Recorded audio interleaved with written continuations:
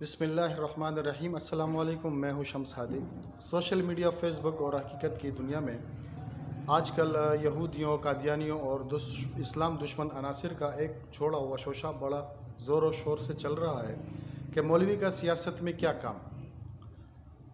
تو اس سے پہلے اس پر ہم بحث کریں گے۔ اس سے پہلے میں چاہتا ہوں کہ میں ایک چھوٹی سی ویڈیو کلپ مفتی محمود الحسن صاحب کی آپ کو سناؤں، اس کے بعد ہم اس پر بحث کریں گے۔ تو چلیے سنیے۔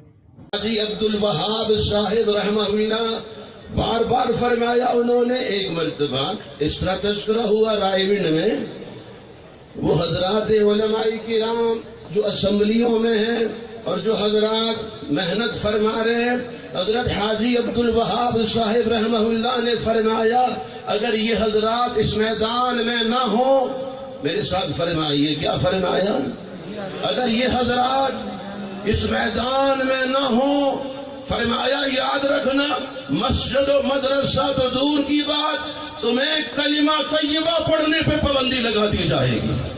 فرمایا قدر کرو ان کی۔ اور آپ دیکھیے اپنے اکابر کو، آپ نے بھی دیکھا، ہم نے بھی دیکھا ہے، خواجہ خواجگان، شیخ المشائخ، حضرت اقدس حضرت خواجہ خان محمد صاحب رحمہ اللہ رحمت واسعہ، عالم بھر پہ حضرت کی مبارک نسبتیں ہیں۔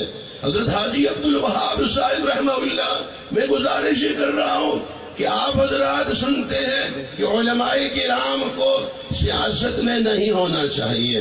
اصل بات یہ ہے، یہ کہنے والے پوری بات ابھی نہیں بتاتے، ان کا خیال یہ ہے کہ علماء کرام کو معاشرے میں بھی نہیں ہونا چاہیے، ان علماء کرام کو زمین حضرت حسین کی اوپر بھی نہیں ہونا چاہیے۔ مفتی محمود الحسن صاحب نے بڑے اچھے طریقے سے سمجھایا اور انہوں نے خود بھی تائید کی کہ علماء کا سیاست میں ہونا، اسمبلیوں میں ہونا کتنا ضروری ہے۔ اور پھر انہوں نے تبلیغی جماعت کے امیر حاجی عبدالوہاب صاحب کا تذکرہ بھی کیا کہ انہوں نے بھی اس بات کی تائید کی تھی کہ علماء کا سیاست میں ہونا، اسمبلیوں میں ہونا انتہائی ضروری ہے۔ سیکولر لبرلز جو لابیز ہیں وہ اپنے مذموم مقاصد کو قانونی شکل دینے میں ان کو بڑی پریشانی کا سامنا ہوتا ہے، کیونکہ جب اسمبلی میں علماء موجود ہوتے ہیں تو ان سیکولر لبرلز کو ایک اسلامی عقائد اور اسلامی شریعت کے خلاف بل منظور کرانے میں بڑی پریشانی کا سامنا ہوتا ہے۔